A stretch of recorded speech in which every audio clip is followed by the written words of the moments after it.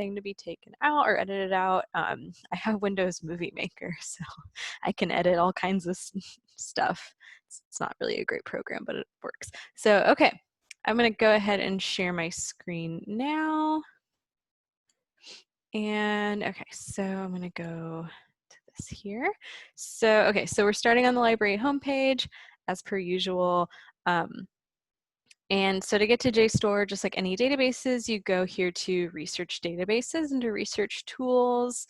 And here is our list of databases. So here's JSTOR right under EBSCO because it is alphabetical. And so yeah, JSTOR is basically, it's kind of similar to like maybe Academic Search Complete in that it's a big multidisciplinary database.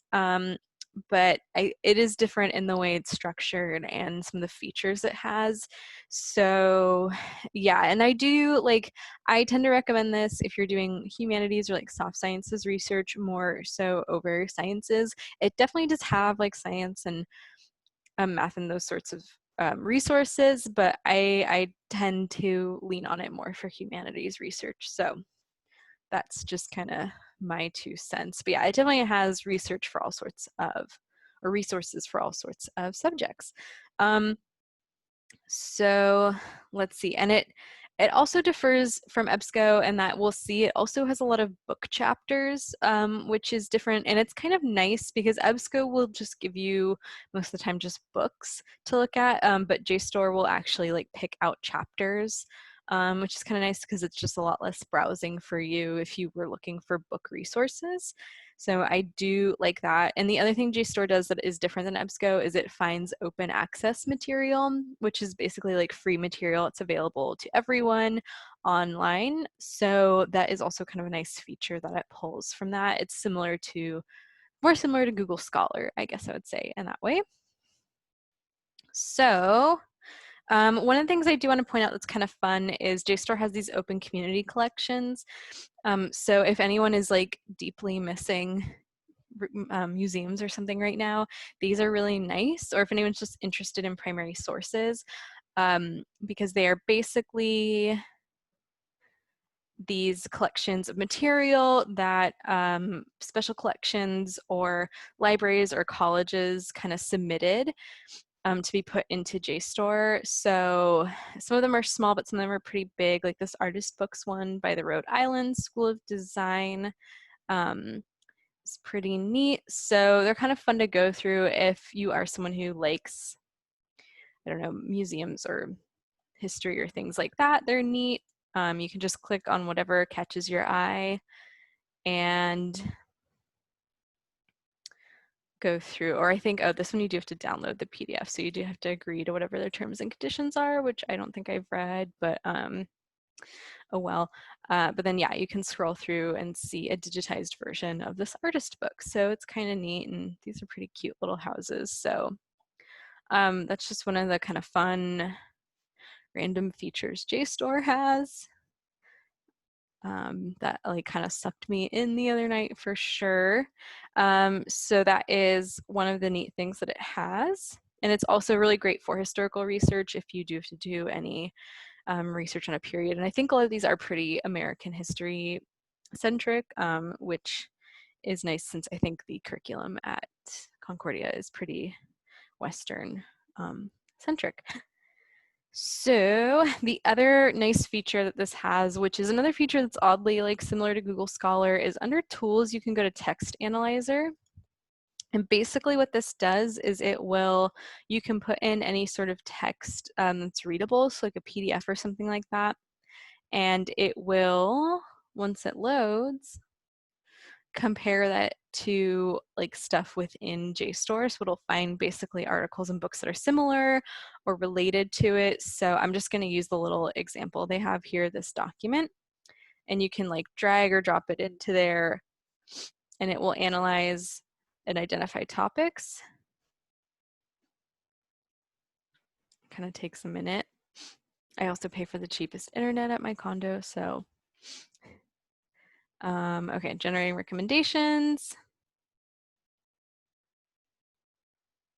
All right, there we go. So it's kind of cool because it will show you like the terms and that the paper uses a lot, and like it'll list them all here. So it's kind of nice. If you are someone who struggles with keywords and creating keywords like for searches, this is a great tool to use because you could just plug in whatever you want. And it will like kind of identify the main ideas within a paper, so that's nice. It'll also kind of identify figures in the paper and locations, and then it does a bunch of recommendations over here of similar articles. So I definitely think it's a neat tool. It's definitely more powerful than Google Scholar's like related articles option that it has, just because it gives you all of this like breakdown, which is really nice. So yeah, it kind of like a weird tool, but it could definitely, I think if you especially struggle with keywords and things like that, really nice thing to have. And you can also add terms. That's kind of cool. So yeah, that is something I discovered literally just yesterday, and I was like, wow, JSTOR is really getting at it. So those are kind of like 2 examples of some of the interesting like features that JSTOR houses that are a little bit different than your typical database. But now I'll just show you what searching in here looks like, which is definitely a little different than EBSCO. So you'll see here we have just a regular search box, kind of similar to Google. So I just always recommend going to advanced search just because it's a little bit more powerful that way, and you have a little bit more like control over your keywords and everything. So let's see, what did I decide to do? Oh, I just decided to do a really easy search. So actually I probably did not need to go to this whole thing, but because I'm just going to do medieval women or medieval woman, if that was like something that you were researching, which I don't know if we have a it's just, that's basically like what I looked at my whole undergraduate career, so I tend to lean on it for examples. Okay, cool. So as you can see, since I just did one keyword, we got like a ton of results. And you know, typically if you wanted to continue to add keywords, you could go over here. And one of the ways it's different than EBSCO is you can like add keywords up here, but I have found it makes the search kind of funky for some reason, especially if you're not very careful with your Boolean operators, which honestly in this day and age, who is that careful with their Boolean operators? Which if you don't know what Boolean operators are, it's like or, asterisk, just weird like search things like that, but I feel like they're kind of on their way out. So why did that fill in and why is it not backspacing now? Oh my gosh, what is going on? I don't want to, wow. Okay, I'm just gonna hit refresh so I can kind of get rid of that. Okay, there we go. So if you wanted to add something like spirituality in search, you can see just even adding that one keyword is probably gonna bring it down to about 3,000. So that's like way better. So yeah, that's just a good thing to keep in mind, but keep in mind it's better to hit modify search than edit this, because you got to use all these parentheses and remember to capitalize and it's like a whole thing. And I've definitely messed it up, and I am supposed to know how to use these super well, and for some reason didn't read it correctly. So easier just to do modify search, or you could also search within results. So 2 options there. And so you'll see here, it does have book chapters, which I really like. Again, you click on this, it is going to take you to the chapter it's referring to, but it's also going to have the whole book available to you. So you'll see here, it has this book, and here is the chapter. So you can read the chapter, and you can also then flip through the rest of the book if you're interested. But yeah, I think it's really neat that it will just like pick out the most relevant chapter for you. And honestly, now that I'm looking at this, I'm wondering if I maybe read this at some point for, oh, actually it's 2019, so probably not, but I do love Marjorie Kemp, and that was a chapter title. So, okay, back to results. Okay, cool. And so if you weren't maybe interested in book chapters, like you were only looking for journal articles, you can narrow by journal articles here or by any other options. Another thing that's neat is it does have this primary source content thing. So if you were specifically looking for a primary source, it will filter for you, which EBSCO doesn't really do. So that is also a nice feature that JSTOR has. And so you'll see here when you click on journal articles, it has the document reader. Oh, so, this is so weird. I think I did this last night. So usually there's a document reader here. This one you have to download the PDF for some reason, so that's a little bit different. It has kind of a quirk. But it does list the abstract, which is nice because you always want to read that first anyways. And then over here on the left-hand side, you'll see the stable URL, which you can use to link back to the article.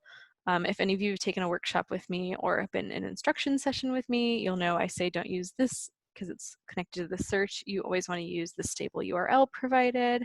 And it also has a citation generator, just like pretty much every database has nowadays, which is also super nice. And sometimes it will include like the references, which is also cool because if you read the article or if you're just interested in seeing like what they cite, it has the whole reference list here rather than having to go to the end of the article. So yeah, let's go. Oh, oops, I meant to just hit results. We'll go back to the results list.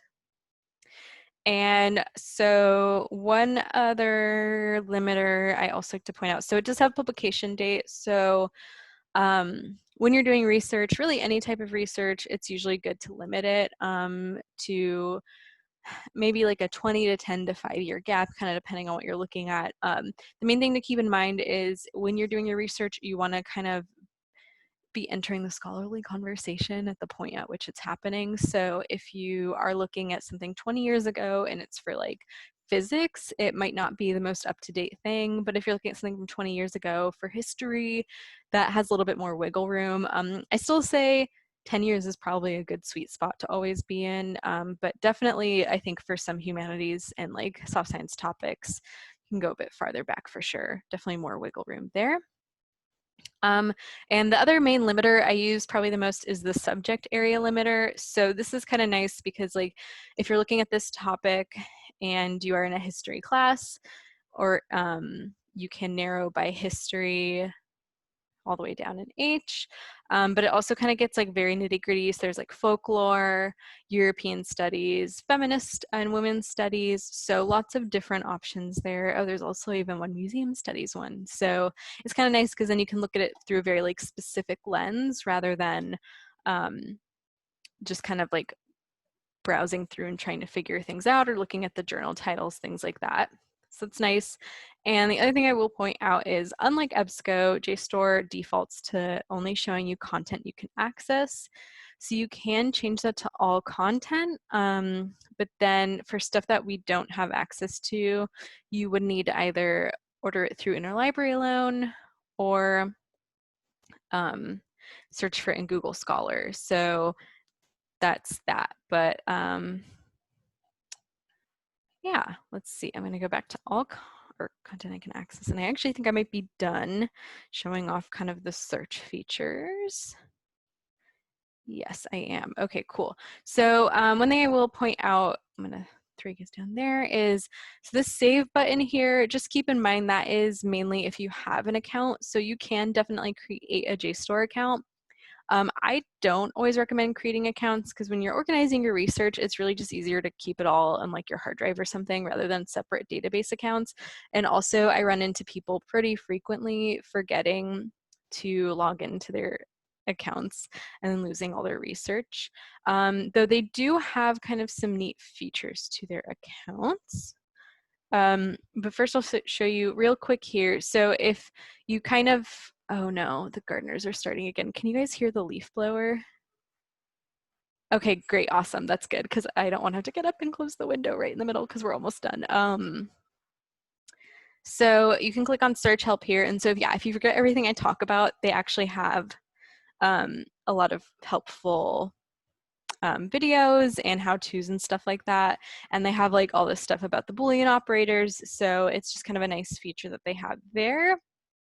And then if we go back to the home page, I will point out, so if you do feel compelled to create an account, they do have this interesting like workspace feature. So you can like save once it loads, and I don't want to chat with them. Okay. You can add in links and articles and things like that into your workspace, and you can create folders and add like notes about each of the articles. So that is kind of a nice feature. But again, I would like err from using it unless you're like mainly using JSTOR or you're really going to be diligent about remembering to use it. So yeah, all right, cool. So that is kind of the whole JSTOR shebang. So yeah, that took about 18 minutes, which is what I expected. So I'm gonna go ahead and stop sharing my screen for a moment and see, does anyone have any questions about JSTOR or research or the library or anything? And if not, that's totally fine. All right, cool. And so then before I let you, oh, let me stop the recording.